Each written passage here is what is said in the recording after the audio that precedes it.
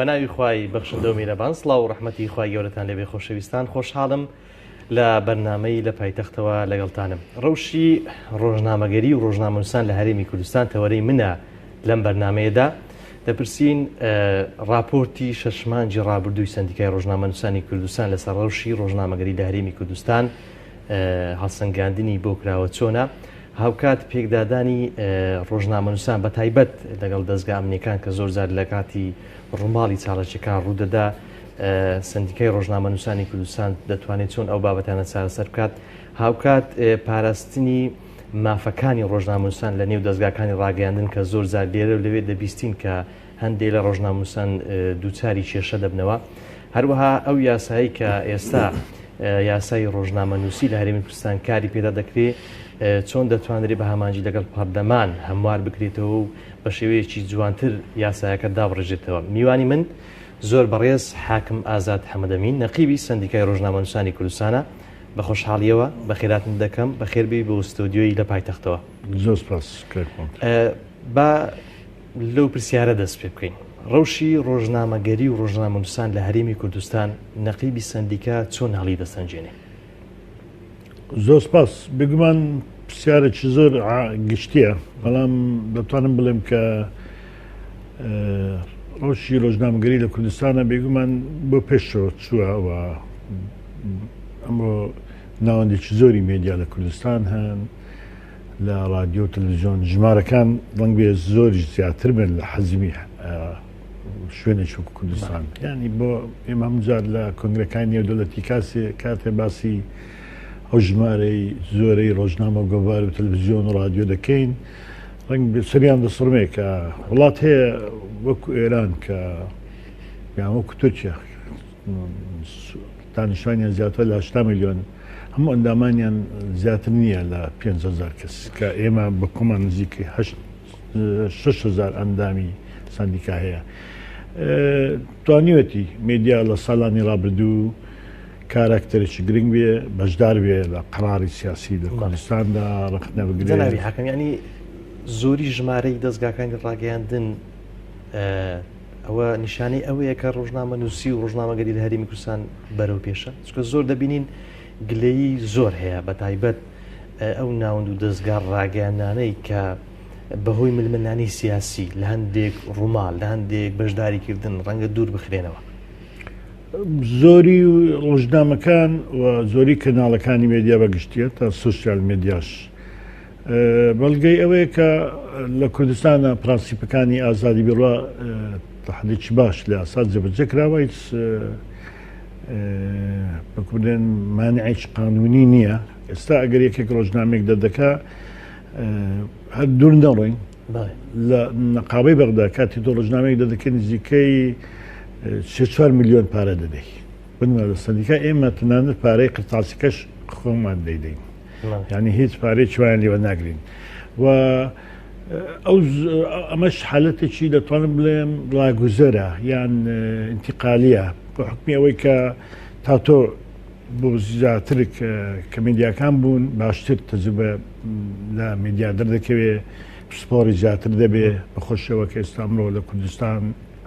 جگە لە ناوەندی مێدیا ناوەندی ئەکادمیشان نزیکەی 8 کۆلیژی ڕاگەیاندن هەن چەند پەیمانگایەک ڕاگەیاندن هەن هەموو ئەوانە بەڵگەی ئەوەن کە دەتوانین بڵێن مێدیا دوو قۆناغی بڕیوە. قۆناغی یەکەم بریتیەوە لە بنیەی قانونی ئازادیەکانی بڕات جێبەجێ بکەی واتە تۆ یاسای سندیکات هەیە یاسای ڕۆژنامەگەریت هەیە یاسای ملکی فکریت هەیە یاسای حیزبیەوە یاسای قانونیشن ئەو یاسانە بنیادەکانی ڕێکخستووە و توانراوە ئازادیەکانی بیڕا ڕێک بخرێ ئەوانەی کە پرانسیپی گشتی مەبدەئی گشتی ئازادی بیڕان ئەمێنێتەوە قۆناغی دووەم کە لەمە و دووە ئەوە دەست پێ دەکات ڕێکخستنی مێدیایە.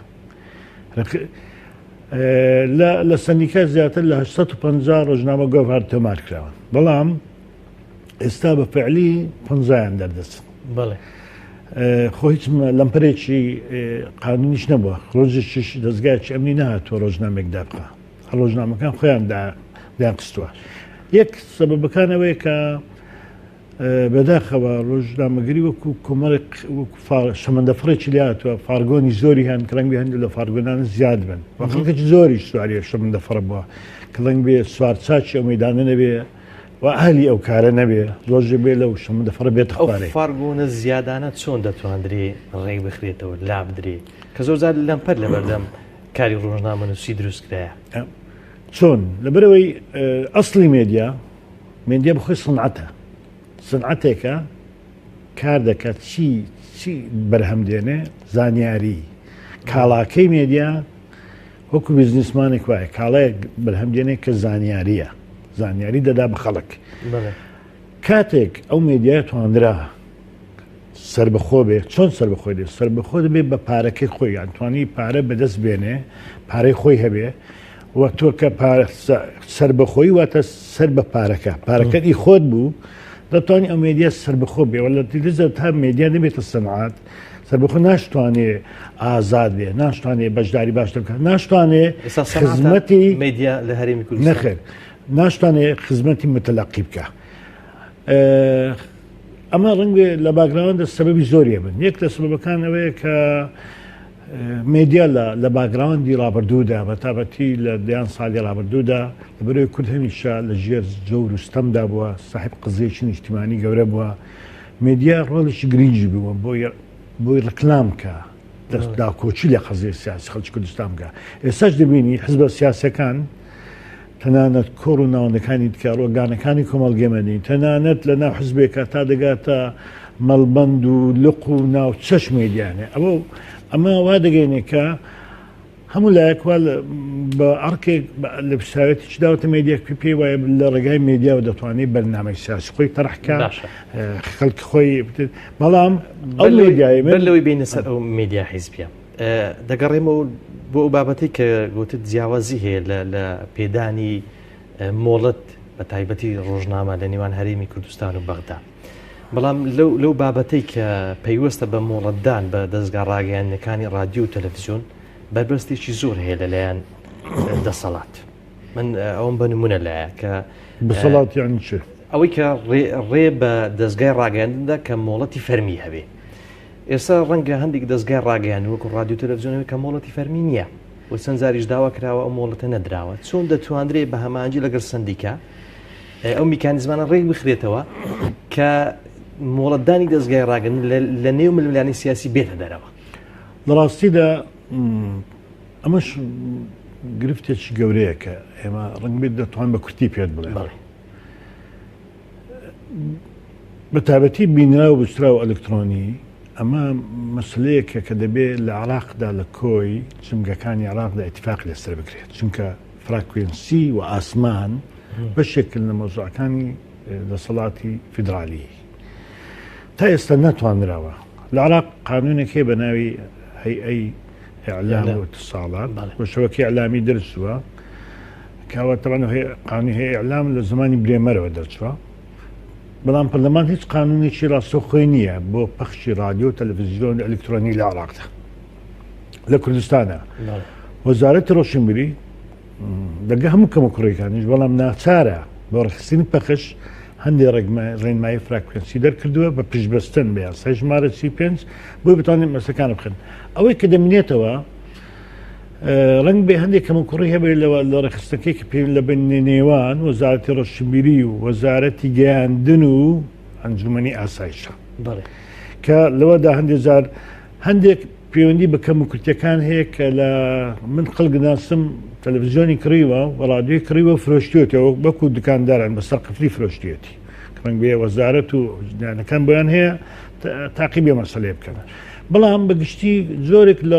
ڕۆتینیات هەیە بۆ نمەوەکە جەنابەت بڵێیت رادیۆ هەیە تەلەڤیزیۆن هەیە مۆڵەتیشی نییە تەمان ئەوە پێی دەڵێن گوترم مۆڵەت ئەوەی ڕۆژنامە مۆڵەت نییە بە معلوماتت ئەو چکە مۆڵەتی من باش دەکەم ڕەنگە گرفتەکە لە لای سندیکا نەبێ ئەو بەشەی پەیوەستە بە مۆڵەتدان یان ڕێپێدانی سندیکا گرفتان نییە کە دەچێتە ئەندانە ئاسایشەکان مەبەستدا نییە دەستگەزانم باش لەمەدا ئێمە ئاگادارین ینی ئەوە لە ڕنگ بێ ئەم مەسلەیە پەیوەندی بە ئێمەوە نەبێ وەکو ڕاستەوخۆ چۆن دەتوانین هاوکاری دەستگا ڕاگەیاندنەکان بن لەو بابەتە ئێمە دەتوانین یعنی داڕشتنی یاسای سپێسەکە و لە زۆر لە مەسلانە توێنێتە سەرخات و قسەشمان کردووە لەگەڵ لایەنەکان وەزارەت ڕۆشتبیری من بۆ خۆم چەند جار تەلەفۆنم لەگەڵ لایەن ئەمنیەکان کردووە بە تایبەتی لە زۆر لەو ڕادیۆیان ڕەنگ بێ شاهدیم بۆ بدەن کە لە سەخت بووم لەگەڵیان بەڵام شتێککە شێ دەبێت کاک محەممەد لە بیرمان نەچێ ناکرێت لە وڵاتێک ئێستا گوتم شتێکم گوتم مێدیا ئازادیەکان ڕێکخرا بەڵام ڕێخستن ماوە ناکرێت لە وڵاتێک هەر کەسە ڕادیۆ و تەلەڤیزیۆنێک دابێت بە تایبەتی ئەمە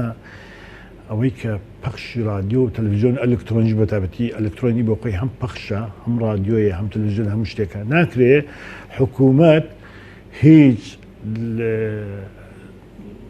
دانێک نەبێ میکانیزمی خۆی نەبێ بۆ ڕێخستنی بزگە ڕەنگ بێ مەبەستی جەنابەت ئەو بێ کە زیاکاری دەکرێت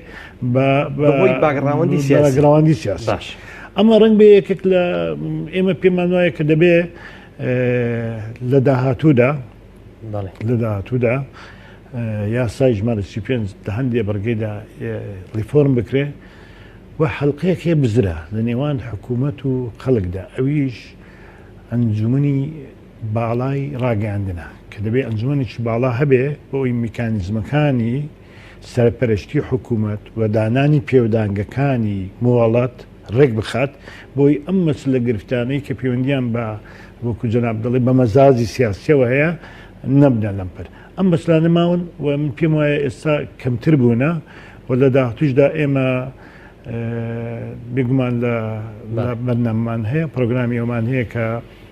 قسە لە سەمومە ئەو کایانە بکەین ئەسلەی پەخش ئەلکترۆنی ئەنجومەنی باڵای ڕاگەاندن یاسای ژمارە 35 بۆ ئەلکترۆنی هەر بە معلوماتی جەنابێت پێیجا ئەلکترۆنیەکان باش نییە بۆ نمونە ڕژنامە گۆڤار لە سەندیکا تۆمار دەکرێت پێ یاسای ژمارە 35 بەپێ ڕێنمایەک رادیۆ تەلەڤیزیۆن لە وەزارەت ڕۆشنبیری تۆمار دەکرێت تەمان وەزارەت ڕۆشنبیری پەیوەندی نییە بە ناوەڕێکی بەرنامەکان بە مەسلەکانی ئازادی ناو بەرنامەکان ئەو تەنها پەخشەکە دەکات بەڵام بەداخەوە بۆ ئەلکترۆنی کە ناسکترین کایەی مێدیایە و خێراترینە و هەوە کۆندای خەڵک دڵێن فەوزەوی ترینی شە چونکە لە سادە کوردستانە زۆر بەتابەتی لەو ڕووداوانەی ئاخری کە ئێستا لە ماوەی چەند دە ڕۆژی ڕابردوو بوون سۆشیال میدیا زۆر بەزەقی ڕۆلی هەبوو لە ئاماژەکردین و ئاراستەکردنی هەواڵەکان و گەیاندنی زانیاری چکە خێرایە ئێمە لە کاتی خۆیان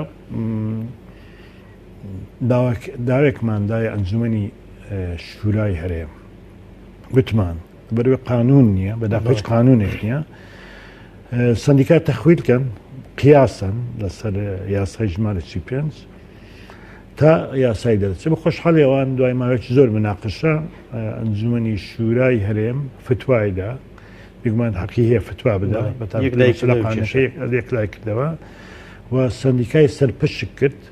لە تۆمارکردنی پەیجە ئەلکترۆنیەکان کە ئێستا لایەن تقریبان 2 مانگەی ئەمە دەستمان پێکردووە بە تۆمارەکان ئێستا هەموو پەیجەکانی میدیای ئەلکترۆنی لە سندیکات تۆمار دەکرێن تەمان وەکو قیاسن لە یاسای ژمارە 35 بە هەمان میکانیزمی یاسای ژمارە 35 چۆن ڕۆژنامە گۆڤار تۆمار دەکرێت هەمان پێجەکان تۆمار دەکرێن تا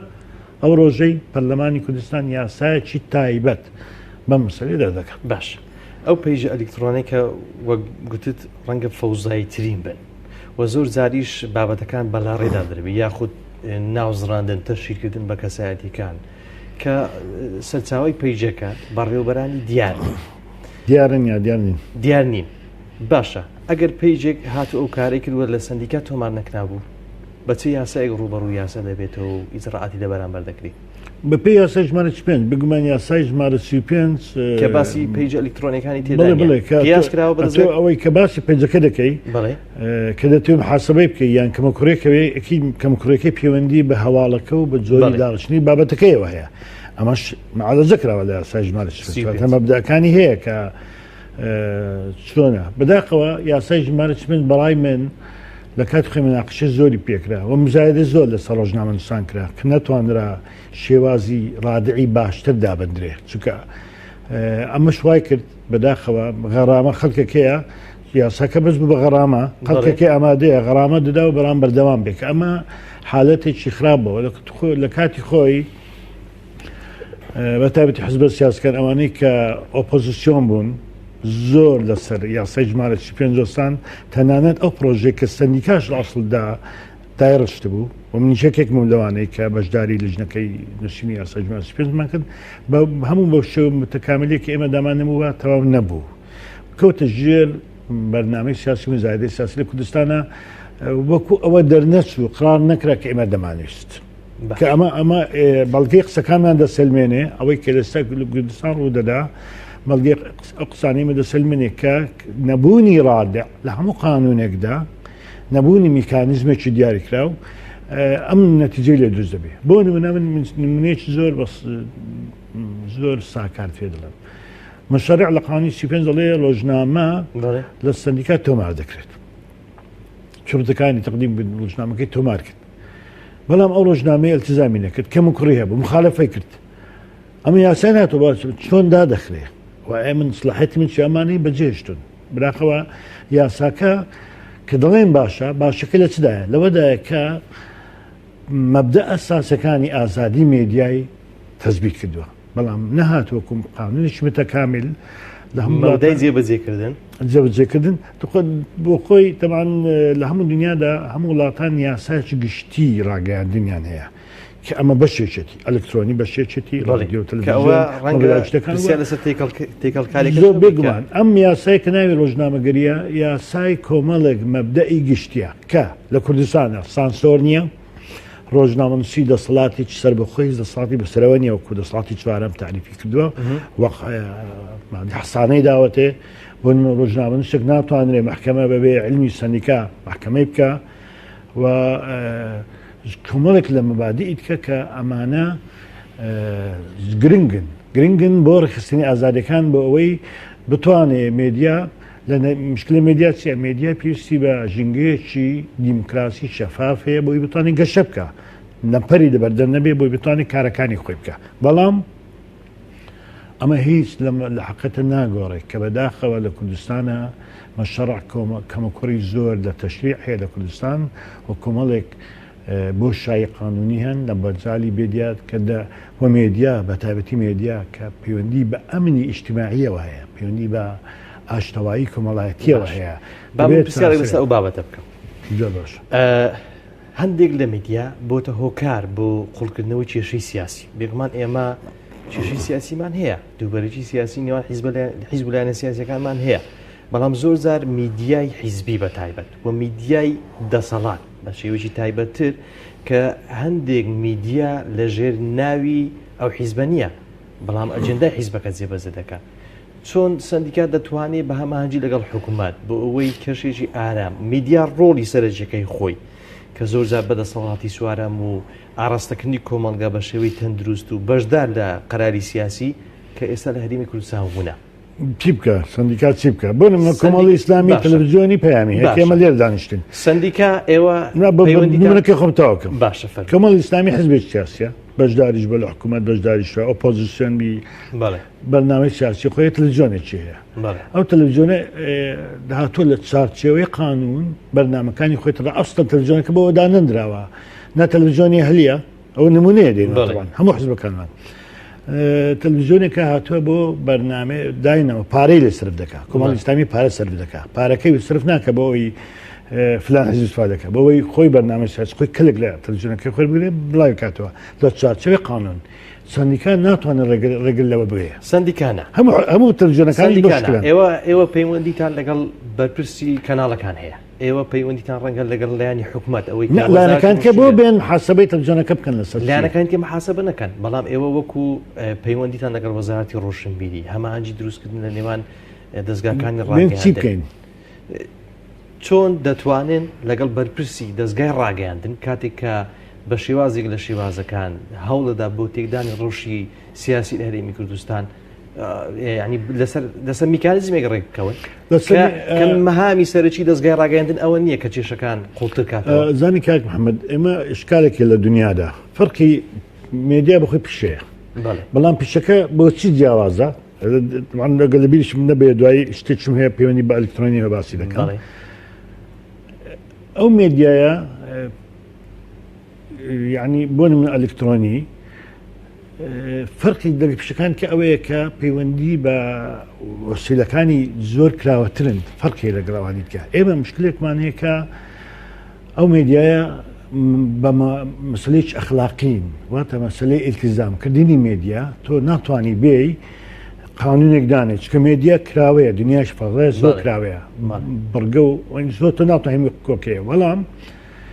دوو مێدیایە لە دنیا بۆ دیای پرۆفشناڵی پیشەیی مێدیای دیکە کە تەنها زانیاری بڵاو دەکاتەوە. مێدیای پیشەی واتە ئێمە بۆن من هەڵ یاسای ژمارە 5 ئەگە بەسەر یاسەکەدا بچی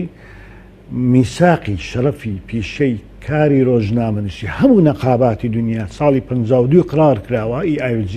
هێناومانە کردومانتە بەشێک لە یاسای ژمارە ئەوە تۆ سفەت ئیلزامیمان دەیتێ یان لە دنیادا مەسەلە معنەویەکان هەر معنەوی دەمێنەوە ئێمە سفەت ئیلزامیشمان دایتێ بۆ ئەوەی بتوانرێت ڕێگا لە ناپیشەی بوون بگرێ. ناپیشەی بوون مانای چی؟ بەمانای دەخالەتکردن لە ژانی خەڵک بڵاوکردنەوەی معلوماتی نادروستی بێبەڵگا و هەندێک کارکردن کە هیچ ئەساسێکی بنەمایەکیان نییە تێکدانی ئاشتوایی کۆمەڵایەتی کە هەموو ئەوانە لە میساقی شەرەفی سەندیکاش داهاتوە لە دوا کۆنگرێشی قرارمان کردووە و زۆر لە دەستگاکانیش لە دنیادا و لە کوردستانیش دەکرێت کۆمەڵی ئیسلامی بۆ خۆی کۆمەڵێک معیار بۆ کاری میدیاکارەکانی ناو تەلەڤیزیۆنی پێیاندا بنێ میساقی شەرەف تایبەت خۆی هەبێ بڵێ ئەوە میساقی ئێمە ئیلتیزام بەوە دەکەین. ئێرە مشکلێش کەشمان هەیە نەبوونی لە دنیادا دوو مشکلە مێدیای پیشەی واتە چی؟ واتە ئەو میدیای ئیلتیزام بە مەواسیقی شەرەف دەکات. بەڵام برادرێک لە ماڵەوە دانیشتووە پێجێکی دانەوە فێسبووکێکی هەیە هیچ ئیلتیزامێک بە مەواسیقی شەرەف ناکات کەواتە لە دنیا گوتم یعنی مێدیا دوو زۆریە مێدیای پیشەی واتە ملتەزم بە مەواسیقی شەرەف و بە پرۆفشناڵی واتە بە یەک مەسافە گاندنی معلومەی ڕاست و دروست و بێلایەنانە. بەڵام ئەو مێدیایەیە کە بۆتە گۆبندنانەوەی زۆری هەرە زۆری گرفتەکان لە کوردستانە کە دەبێ لە داهاتوودا ئەمەیان ڕێک بخرێت دەبێ وەسایلی ڕادعدا بدرێت چکە بۆچی هەر زانیاریەک هەر مێدیاک هەر کارێک کاری کردە سەر شیرازەی خەڵک سەر ئاشتەوایی کۆمەڵایەتی خەڵک سەر ئەمنی نیشتیمانی خەڵک ئەوە سەروەری خەڵکە کەس ناتوانێت بزایرێت ئەوە دیاری دەکات ئەمە قانون باش کە دەبێت بەڵام قانونەکە یەکسانە بۆ هەموو دەستگاکان بڵێ یەکسانە ئێستا لە هەرێمی کوردستان ئێستا خەندەکەمان نییە ئەوەی کە وەکو بنەمە لە وەکو بنەمەکان بڵێ یەکسانن شتێکم پێ بڵێ لە قانوندا کە هاوڵاتیان لە کوردستان یەکسان نەبن ئەمە هاوڵاتیان نارێن دەستگاکانی ڕاگەیان بۆ منە دەستگایە کە سەرچاوەی دارایی و داهاتی دیار نییە ئەو دەستگایانێک کە حیزبێ دیارە کە حیزبێک پاڵپشتی دەکات و ئەجەندای و حیزبەت جێبەجێ دەکات بەڵام کۆمەڵێک مێدیاش هەیە کە خەڵک تێبینی هەیە ئەوانەی چێن ناڵێن سێبەرنی حزبەکانن ی حزبانە بەدایان دەستێت بۆ بەرنامە سیاسی خوێن پارەیان دەدەنێ بە پارەی خۆیان ئیشان پێ دەکەن بە بەرنامە سیاسی گرفتەکە زۆرتر لە چێدایە لەوەی کە ڕوون و ئاشکرای سەر بە ینی حیزبەکانە یاخود ئەوانەی کە میدیای سێبەرن کە زۆر جار ڕەنگە حیزبەکەش لە کاتی تەنجی پێڵسن بێبەری خۆی نیشاندا لەوەی کە و دەستگای سەر بێگومان ئەوە ئێمە کۆمەڵە گرفتمان هەیە وتم یعنی هەندێک مەسەلەمان هەیە لە کوردستانە دەبێت ڕێککەوین لەسەر جارێ ئەمن و ئاسایش و سەروەری خەڵک لە کوردستانە مەیدانی مزایدەکردن و نان و پیاز پێخواردن نین ئەوانە دەبێت حەدیان بۆ دابدرێت کەوە زۆرە بەتابەتی ئەوە خەڵکێکیان پێدا بوون ڕووداویش تەقینەوە بوو لە هەولێر مێدیا هەیە لە کوردستان لە تابەتی لە سلەیمانی لە جیاتی ئەنجومەنی ئاسایش قسە دەکا لە جیاتی مەحکەمە قسە دەکا هێشتا ڕووداوەکەنە بۆ ئەو حکمی خۆی داوە کە ئەمە بەڕاستی تێکدانی شیرازەی کۆمەڵایەتی خەڵکە ئەمنیش کۆمەڵایەتی خەڵک تێکدا ئەمە کارێکی زۆر خراپ و زۆر قسە وەکو پاڵپشتی نا وەکو پاڵپشتی ئەو زۆرە میدیایە کە وەک کەناڵی ئاسمانی پێیان هەرگیز لەگەڵ ئەو زۆرە ینی تەحلیلات و ئەو نیە بەڵام ئەوە دەرخەری ئەوە نییە لە ماوەی پێشووتردا دەستگاکانی ڕاگەاندن کەمتر زانیاریەکانیان دەستکەوتووە زانیاریەکان قۆڕتر کراون لەلایەن هەندێک دەستگا ئێمە من لەگەڵەوەدا دەرهاویشتی ئەوە نییە مشکلە هەیە لە زانیاری بۆ نمونە کاتی حادیسێک دەبێ کۆمەڵک دەستگا بەیاننامە بڵاو دەکەنەوە کە بەڕای من پێم وایە یەک کەس یەک مەرجع دەبێ بەیاننامە بڵاوکاتەوە هەر ئەمڕۆ جەنابەت باس کرد کە دەڵێن کۆنفرانسەکانی عادل ئەلمەهدی کە ڕۆژانی سێشەم و چوارشەمان دەیکرد تاجیلیان کردەوە ڕەنگە ئەوە شتێک بێ لە مشکلەکانی کە ئەو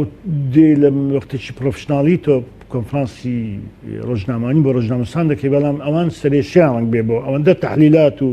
زانیاریان هێناوە کە لە نتیجەدا حکوومەت کە من طبعا حکوومەت ناڵێم دەسەڵات چکە دەسەڵات زۆر بەکارێت ئەو شەیەکی ئۆپۆزیسیۆناوی بۆ ناویە هەر هەمیشە بەکاردێ خەڵک هەیە لە ناو گوندەکەی خۆی بۆ ڕیماڵی خۆی تێک دەچێ هە دەڵێ دەسەڵات با بۆ بچاکە ناڵێ دائرەی بەلەدەکەی کە نزیک گوندەکە خۆیەتی ئەمە من حکوومەت حەق خۆیەتی احتفاظ بە هەندی معلومات بکە وە لە بیرمان نەچێ کاک ئێمە یاسایەکمان هەیە بە ناوی یاسای بەدەستێنانی زانیاری باشە دەبێت ئەم یاسایە کارا بکرێ ئەم یاسایە ئەم مەسلانەی یەکلا کردێتەوە حکوومەت چۆن زانیاری دەدات خەڵک حکوومەت خۆی پێویستە چ ئیشێک بکە چونکە کۆمەڵێک وەزارات مافی بەدەستێنانی زانیاری جەنابی حاکم کێشەکە منیش نەڕێم دەسەڵات حکوومەتە یاخود دەستگاکانی ڕاگەیاندن ئێستا دەستگایکی حکوومەتە بەڵام گرفتەکە هەمووی لە حکوومەت نییە با لەو بابەتە لە مافی بەدەستێنانی زانیاری باشە دەزانی یاساکە جارێ ئێمە مشاکلی زۆرمان لە یاساشدا هەیە بۆی ڕای خۆمت پێت بڵێم باش ئەم یاسای تا ئێسش بەتابەتی جارێکە یاساکە دەرچوو حزبەکانی ئۆپۆزیسیۆن شەو ڕۆژ لێیان گوت حکوومەت دەبێ پەرلەمان یاسای بەدەستانی زانیاری دەرکە کە یاسا دەرکرد قڕقوپێم لێکرد چکە بەس لێیان گوت بەکاریان هێنا یاساکە دەرچوو بەڵام میکانیزمەکانی زۆر خراپن یەک دێوەجەکردنی یاساکەی دایە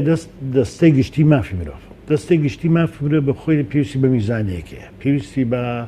هەر دەستەکە بە خۆی لە ڕووش استقلالێتەوە مشکلەی هەیە با من گومانێک ببم ئەوە شەر تاکتیشی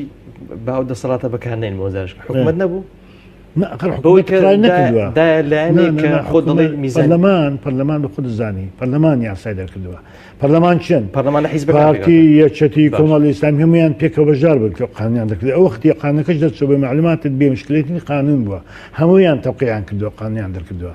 و یاسەیەکە هەموو شادیفاعیان دەکرد بۆ معلوماتی جەنابەت و من بخۆشم پێم وابووە باشترین یاسا بووە لە زمانی دکتۆر ئەسەلام بایزەر چووە چونکە بەتابەتی بۆ ئێمە مێدیاکاران چکە بە زۆر گرنگە بەڵام ئەو یاسایە ڕێنمایەکانی دەنەسون بۆی تەطبیق بکرێ بۆ نمونە لە وەزارەتێک دەبێت ئەوەندە دەستگا دروست بکرێ ئەوەندە جێ دروستکرێ بۆی چۆن ئاسانکاری بکە زانیاری بدێتە خەڵک مێدیاکاران بە خۆشیان زۆریان باسی مادیا کرد بە قڕقەپیان نەچون شەکوەیەک بکەن لە دەستگایەک ڕۆژێک نەچۆ یەکشتە محکەمەیەک ئێستا ئەو کاتێک بکە جەنابی حاکم ئەو گرفتە هەیە کارمەندێک لە دەستگایکی ڕاگەیاندنا بەڵام دەستگا ڕاگەیاند ئامادە نییە بە پێگیری بەستی کاری لەگەڵ بکە ئەمەش دواتر ڕەنگە پێشەکاری بکە چۆن ئەمە پێشەکاری زۆر جەقا چۆن بچی مەسەرەن لەسەر ئەو دەستگای ڕاگەیاندنا داوات تۆمارکە دەتوانێت من ئامادەم ببم حامی هەر کەسێک چکە بڕگەیت زۆر سەریح لە قانونی شمارەی پێنج دەڵێ هەموو دەستگاکانی مێدیا لە سەریانە عاالە کە گرێبەنس لەگە ڕۆژنامەس بکەن وە گرێبەستەکە بێنن بۆ سندیکە تەمان نەگرێبەستەکە دەکەن نەدەشێن بۆ دووزار پێشلکار دەکەن مێدیاکاران و دەستگاکانی مێدیا پێشلکاترین کەسن لە بەرامبەر مێدیا لە ماوەی 5 ساڵی ڕابردوودا بیانی ئەوە قسەی منەوەکو دەڵێ لە هەمووان بجاتە پێشلکاریان بەرامبەر بە ڕۆژنامەسان کردووە دەستگاکانی مێدیا خۆیان لە بیرمان نەچێ حکمت چیە لە عقد کرێکار چۆن کرێکارە کاری دەکات لای خاوەنکار مێدیاکاران لە ئەسڵدا هەمویان کرێکارن لای خاوەنکاریش دەکەن ئێستا من و تۆ لێر دانیشتوین بەڵام ساحبی تەلەڤیزیۆنەکە خاوەنکارە من و تۆ کرێکارین لای ڕب العمل کە ئەو مەسلحەتی خۆی ئێستا مهمە ئەوەیە گرێبەست ناکە یا گرێبەستێکی باش ناکە مراعاتی مەسلحەتی خۆی دەکە بەڵام قانونەکەەوە دانراوە گرێبەستێکی بکرێ و بۆچی نیشتیمان لە قانونەکە بێت سندیکا چکە ئێمە ستانداردی نێودەوڵەتیمان هەیە بدێ عقدەکە چۆن بێ ئەگە عقدەکە هات سندیکا ئێمە عقدێک طبعا ئەو عقدە بە پێی ستاندارد نەبوو مەڕەتی دەکەینەوە بەڵام بەداخەوە ئێمە لە ماوەی ساڵانی ڕابردوو پابندی بەو خاڵە چەندە لە هەرێمی کوردستان ئێستا ئێمە کەس ناکەین ئەندام ئەگەر گرێبەست بە زۆر گرێبەستیان پێ دەکەین هەر کەس ناکەن ئەندام مەبەستمان بووە بە غێر مەباشر بە هەموو دەستگاکانی مێدیا بڵێن کاکە قانونێک هەیە ناوی 35 و ئیلتیزامێک لەسەر ئێوە هەیە کە ئەویش دروستکردنی گرێبەست لەگە مێدیاکەرن بە غێر مەباشر هیچ کەسێکی هیچ دەستگایەکمان نەکردوتە ئەندامی سندیکا تا دەستگاکەمان ئیجبار نەکردووە گرێبەندێکی قانونی بکات ئەوە ینی ئەوە غێر مەباشر هەڵماندا قانونەکە جێبەجێ و دوو هەوڵیشماندا مێدیاکاران حەقی خۆیان بزانن ئێستا دەڵێن لە تەلەڤیزیۆنێک کۆمەڵێک مێدیاکار دەرکراوە باشە دوێنێ پرسییم ئەڵێ ئەو مێدیاکارانە گرێبەستیان هەیە هەندێکیان گوتیان نیمانە ئەوە نەبوونی وشیاری قانونی بۆ حەقی خۆت ئەوە بۆ خۆی مشکلەیە من ئێستا لێرە ئیش بکەم ئەم دەستگای مێدیا لەگەڵ تۆ بەرنامە بم ئەڵێم تەلەڤیزیۆنی پێیان فەرموون بە گرێبەستێک بکەین لانی هەردوولامان دیار بێ حقوق التزاماتمان دیار بێ سبەینێ کە تۆ إخلال دەکەی بە اتفاق چونکە بعقد بقانون پێدا العقد والشريعة المتعاقدين أو عقد قانوني بيني منو دەستگاکەیە کە دەبەیمە محکەمە کە تۆ دەرم دەکەی غەدرم لێ دەکەی دەچمە محکەمە داوای تعویزی حەقی خۆم دەکەم ئەم گرێبەستە ئەوەلەن گەرانتی حیاتی ڕۆژنامەنووسی خۆیەتی و دوو گەڕانەوەی حەق بە خۆیەتی چونکە بە پێی ستاندار دەبێ سێ ئەوە دەسەلمێنێ کە ئەمە زۆرێکی تکرێکە لە ئیلتیزامکردن بە مەسلەکانی پیشەیی کە لە گرێبەستەکەمدا هاتوون جەنابی حاکم لە ماوەی 6 مانگی یەکەمی ئەمساڵ دیارە ئێوە وەکو سندیکا وەکو راپۆرت و چاڵاکی و هەورەوە ئەو پێشێلکاریانە بەگشتی بەنامە ڕۆژنامەنووسان کرایە لە راپۆرتێکدا وەکو چاڵاکی بڵاو کرایەوە دەمەوێت بە کورتی لەو 6 مانگە ڕۆژی میدیا چۆن بوو طبعا ئەگە تەماشا ئەو راپۆرتە بکەن کە ڕقەمەکانی بەو شکلەیە بە کورتی بڵێم یعنی پار ساڵ 6 مانگەکەی پار ساڵ 27 حالت 40 حالت بوو بۆ 84 ڕۆژنامەنووس بەڵام ئەو 6 مانگەی ئێستا 27 حالەتە بە 65 ڕۆژنامەنووس کەمترە کەمترە بەڵام کەمیەکەش هەموو جارە نابێتە قیاس چونکە لە کوردستان ئەوە قیاسە کاتێ انتخابات دەبێ و مەشاکل و مانگرتن و فعالیات سیاسی دەبێ بەریەکەوتەی ڕۆژنامەنووسان دەستگاکانی بەتابەتی ئەمنی زۆر دەبن پێشەکاری زیاد دەبێ هەموو جارێ ئەو ڕقەمەیە معناوە نیە معناوەیە کە ئەحداسەکان کەمن بەڵگەوەی دەسلمێنێ چکە پار ئەو وەختانە لە ماوەی ڕابردوودا انتخاباتی پەرلەمانی عێراق و پەرلەمانی کوردستان و کۆمەڵێک کاتێ انتخابات بکرێتەوە پێشەکاری زیاد بێت لە وەختانەدا مێدیاکاران کاتێ ڕووداوەکان دەبن پێشتان بە معلوماتە ئەو وەختی ڕێگەیان لێ دەکرێت پێکتر ئەم راپۆرتانە گرنجیان لەوەدایە کە ئێمە بە شێوەیەکی مەدروست طبعا زۆر جار هەندێک جار هەندێ لایەن راپۆرت بڵاو دەکەنەوە بەبێ هەندی اعتیبارات مسکە مەسئولیەتە من دەبێ ئەم ڕێکخراوانێک کە تایبەت بە کاری ڕۆژنامەنووسی ڕێکخراوێک نییە بێن بە کار ڕۆژنامەنووسی تەنها یەک ڕێکخراویش ناوی سندیکا هیچ ڕێکخراو سندیکا من ئەوەی دەڵێم کە ناوی سەر بەخۆبی ئەوە پەیوەندیان بە زین دوو شتەیە باش سندیکا لایەنی فەرمی قانونی بۆ ڕێکخستنی پیشەی ڕۆژنامەگەری بەڵام ئێمە بۆ نمە بەخۆشمان لە ناو سندیکا فەزایەک هەیە کە تۆماری پێشەلکاریەکان دەکات ئەوەی کە پەیوەندی بە کاری ڕۆژنامەنووسی تۆمارکردنی پێشەلکاریەکان ئەمە فەزایەکە جیاوازە لەگە ڕێکخستنی پیشە ئێمە لیژنەیەکمان هەیە بە ناوی لیژنەی داکۆچی لە ئازادی ڕۆژنامەنووسی راپۆرت بڵاو دەکات 6 مانگ جار ڕێکخراویت کەشن ڕێکخراوی میترۆ هەیە ڕێکخراوی مێدیا هەیە کۆمەڵ ڕێکخراویت کات ڕێکخراویش کە دوێنێ ناوجلێ بۆ نازم ناوی حەودەی تەمووزە نازەمێت ئەو ڕێکخراوانە پێشەلکاریەکان ئەوانە جوای ڕێکخستنی بەڵام سندیکا لایەنیش فەرمیە پەیوەندی بە پیشە ڕێکخستنی پیشە و گەرانتیەکان و گوزەرانی ڕۆژنامەنووسی هەیە کە زۆر فراوانترە کە لایەنی فەرمیە باشە ئەوەی کە ویستم تەواوی کەم باشە ئەم راپۆرتانەی سندیکا بۆچی گرنگن چونکە نایەتە ژێرباری مزایداتی سیاسی و حزبی کە هەندێک جار هەندێک کاری ڕۆژنامەنووسی دەکرێت کە ناوی ڕۆژنامەنووسی بە ئەسڵدا کاری سیاسین ڕۆژنامەنووسی نین. سندیکا بەو مستافە زۆرێکە هەیەی ئەو بە وردی زانیاریەکان بڵاوەکات. بۆچی؟ چونکە ئەم راپۆرتانە سبەینی هەر کەسێک ئێستا ئێمە نزیکەی 10 ساڵ راپۆرتەکان تۆمار دەکەین و بە ئینگلیزی و عەرەبی کوردی بڵاویان دەکەینەوە کوتاب. هەر کەسێک بێ بۆ 6 مانگی پار بۆ نمونە مامۆستایەکی زانکۆ بێ دەزانێت لە ماوە ئەو 6 مانگەدا ئازادیەکانی بڵات چۆ بوون یا بە معنایەکە پێشەلکاری واتە قانونی ژمارە 45 چۆن جێبەجێ کراوە، دادگاکان چەند سەربەخۆ بوون، دەستگاکانی حکوومەت چەند پرۆفشناڵ بوون لەگە مامەلەگە مێدیاکانن. هەموو ئەوانە کەواتە ئەم راپۆرتانە عەرج و حاڵ نین، ئەمانە کۆی گزارشکردنە لە ڕەوشی ئازادی مێدیەکان لە هەموو بنیادەکەی کایە. باش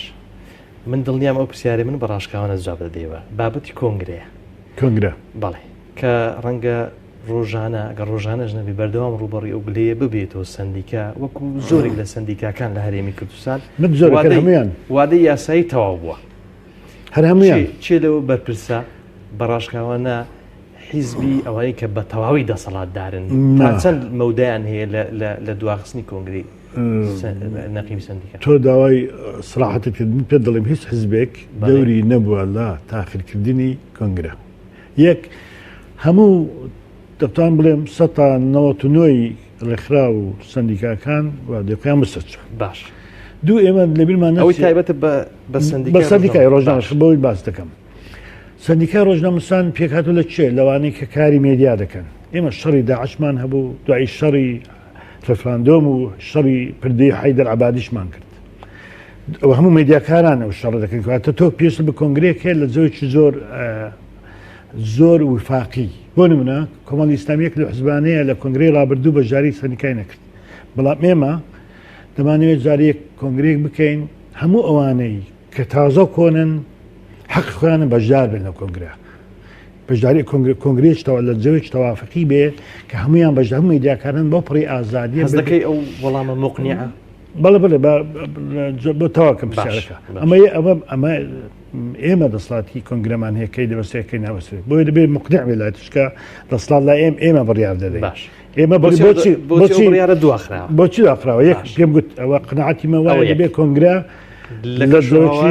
تەوافقی سیاسی باشە پێویستی بە پارە هەیە. کۆنگرە پێویستی زیاتر لە 6,000 ئەندامی پێویستی بە پارە هەیە بجەیەک هەیە بۆی بتوانێت هەموو ئەندامانە لە تێکرای کوردستان و دەرەوەی کوردستان بێن لە ماوەی دۆش کۆنگرە بکەن. پێویستی بە میزانەیەکێکە کە میزانی ئێمە هەموو پارەکەی بەوەتە 180 میزانەکەمان براوە هەموو بارەگەمان هەیە نزیک 17 بارەگەمانی میزانەکەمان بۆتە 180 پێویستمان بە پارێکە بۆ بڕگەی بەخسەکانی خۆتەوەکەم بۆ تەنها بۆ ئەو خاڵە داواکراوە لە حکوومەت کە میزانی دابین نەکردووە. بەڵێ داوامان کردو بەڵام قەیران جدارە هەیە بۆ نەمانتوانێت لەو زیاتر یعنی هاریکاری کردوین سەرۆکی حکوومەت لە ڕابردوودا هاریکاری کردوین بەڕێز وەزیری دارایی تا ئاخر ڕۆژی بەسوود ئینسان بنگینیمە هاریکاری کردوین. هاریکاریکردن زۆر پرۆژێکە بۆ نمونە ئێمە باڵەخانەیەکمان بەدی بناغەکەشمان دانا کە نۆ تابق بێ بەڵام بەداخەوە دوای حداسی نووری مالیکی و گۆڕ نەمانتوانی ئەو میزانیمان هەوێت تەواوی کەین کە تەواوی شەر دەکەین. دوو ئەوەی کە پەیوەندی بە کۆنگرەوە دەبێت کۆنفرانساتی مەحەلی کوردستانیەکان بکرێ و دوو ئێمە پێماندا ئەو کۆنگرێ دەبێت کۆنگرەی کەلێک لە تەجروبەی دەخالەتی حزبی وەرگرین. بەڕاستی جارێ من بۆ خۆم قەناعەتم وایە هەرچی مۆزەفی حکوومەتە نێتەوە سندیکایە ئەوانەی زۆربەی کاریان کاری ڕۆژنامەنووسی ئەوان بێنە ببنە ئەندامی کۆنگرەکە و دوو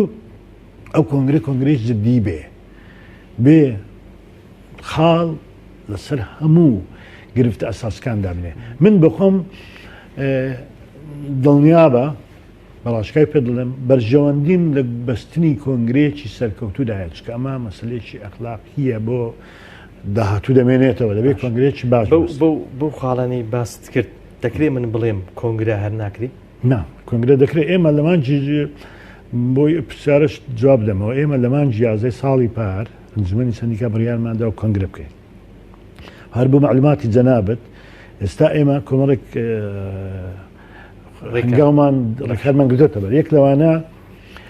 لە چەند ڕۆژانە ئەعلانێک دەبینی کەوانەی چێ ئابۆنینەدا ئێمە تەرخی قەیدیان دەکەین ئەو قوتویەکە بۆی بزانین چێ دێتە کۆنگرا هەر لەم ڕۆژانە ئێمە دەست بکەین بە لیژنێکمان دروست کردووە بۆ سەرژمێریکردنی ئەوانەی کە لە هەموو لە قونسەکان چۆن و ئەنجومان خری لیژنێکی هەیە بەوەی دای بنێ مەعایرەکان چۆنە مەسەن تۆ کە دڵی 7,000 ئەندامت هەیە یا 6,000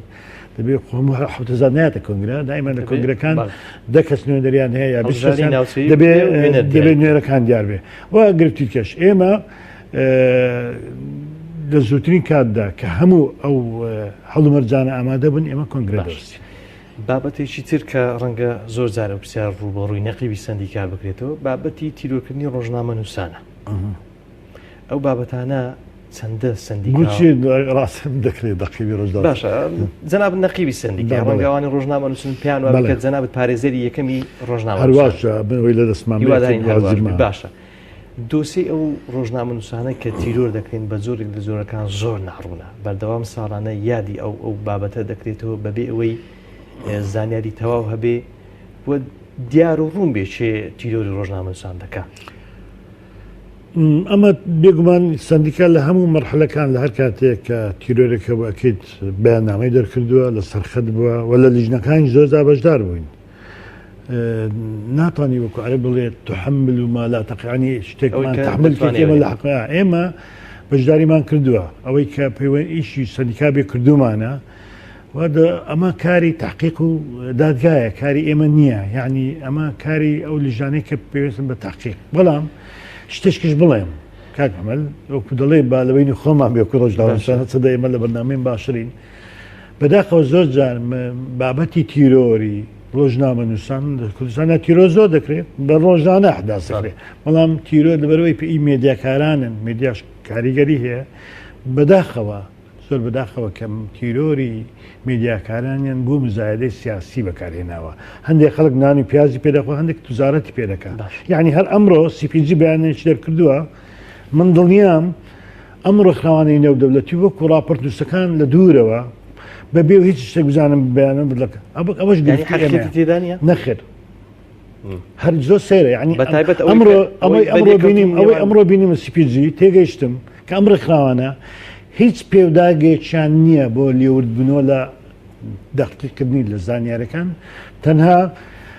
ئەو سپیجە خۆی لە هەموو نەقاباتی دنیا لە هەر وڵاتێک هەبێ هەمیشە دژی سندیکاکان کار دەکە هەمیشە کۆمەڵک ئەجندەی هەیە کە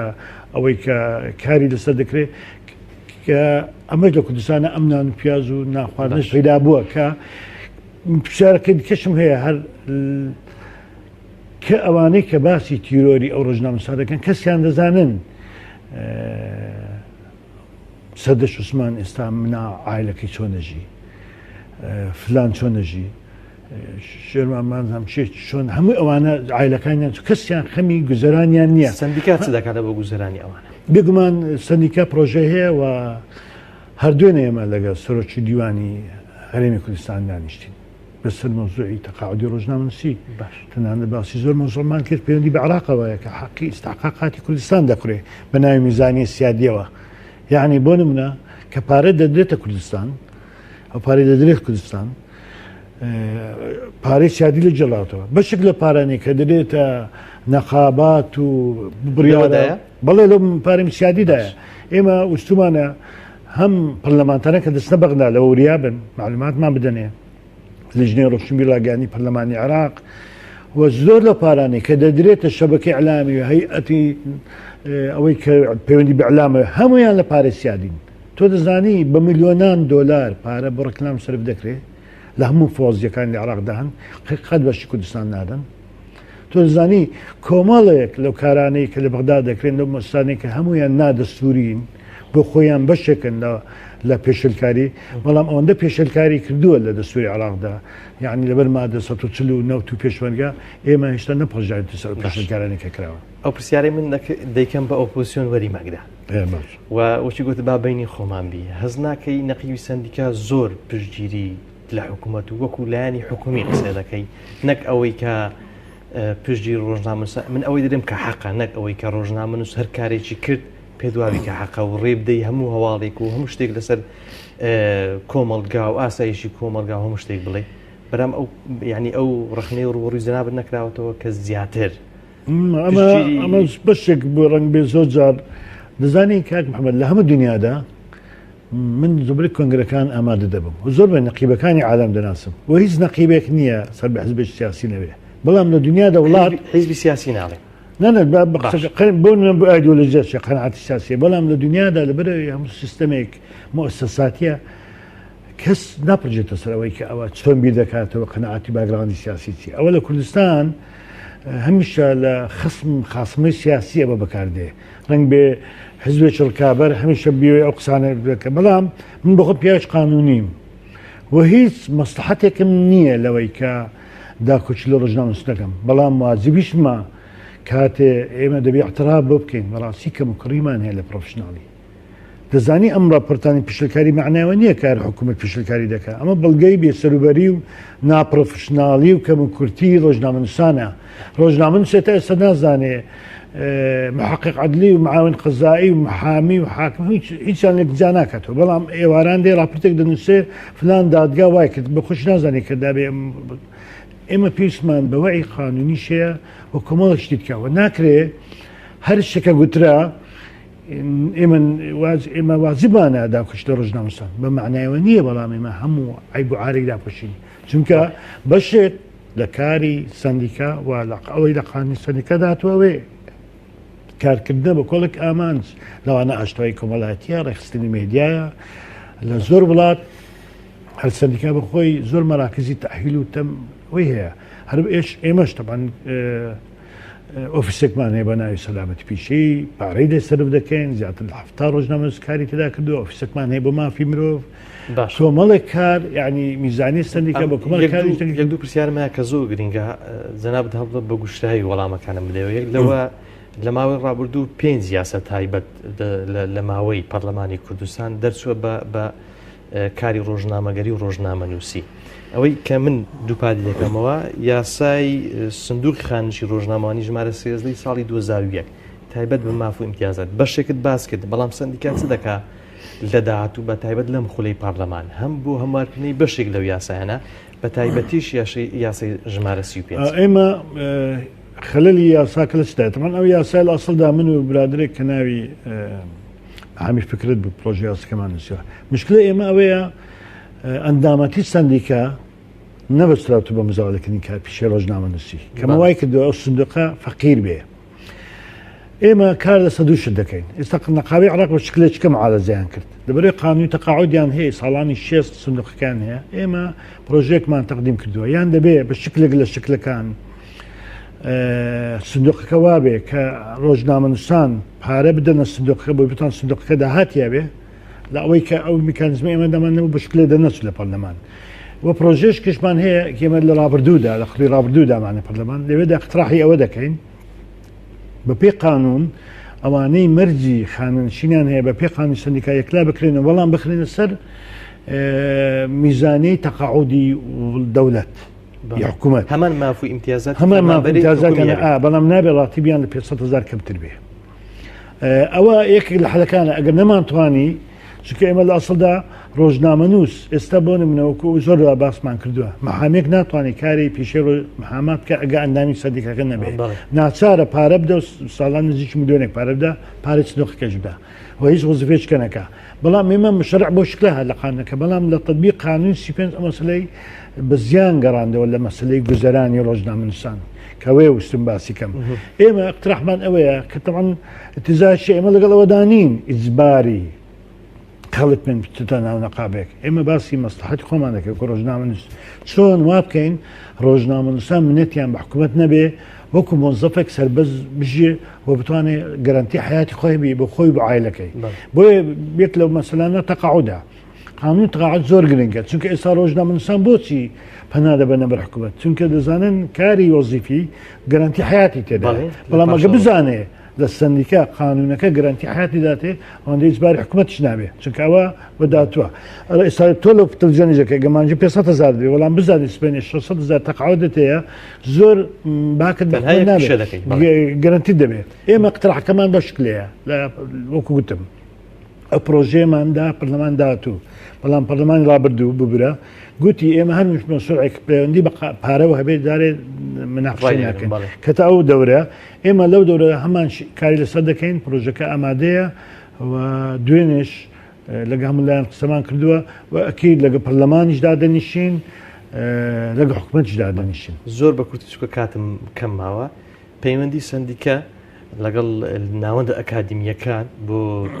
برەودانی زیاتر بە کاری ڕاگەیاندن ئێعلامی لە هەرێمی کوردستان بگومان ئەو پەیوەندە زۆر گرنگە ئێمە هەندێک دانیشتمان هەبووە لەو ماوەیە کەم و کوڕی هەبووە لەلایەن ئێمەوە لەلایەن ئەکادمیانش ینی ئێمەش کەم و کوڕیمان هەبووە دەبێدانی پێدا بنێن بەڵام ئەو پەیوەندە زۆر گرنگە بە تایبەتی چۆن بتوانین ڕۆژنا میدیاکاران یا خەڵکە لە سیستەم کۆلیژەکانی ڕاگەیاندن ئێمە دەوری ئێمە چییە وەکو سەندیکا بتوان ئەو پلانە دابنێن ئەو ڕێگە خاریتە تەریقەیە دابنێن کە بتوانین چۆن ڕۆژنامەنووسان لە داهاتوودا ئیشکاریان دەستکەوێ و عەقدیان هەبێ و ڕاهێنان بکرێن و جگەیان بۆ بکرێتەوە ئەمە مەزۆعی گرنگە دەبێ